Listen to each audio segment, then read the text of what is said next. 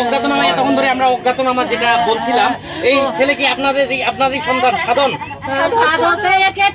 সবাই তো দেখি না, মানে আপনার কাছে আপনি কি মনে হয়, আপনি বলেন, আপনি যে ট্যাটু দেখলেন তার বডিতে হয়? আছে আছে আছে আছে হয়। আপনি তাহলে নিশ্চিত নাকি আপনার ছেলে এটা সাধন? ওকে, ধন্যবাদ কাকি। আপনার যে কাকি একটু আমরা খালি বলি, আপনি বলি।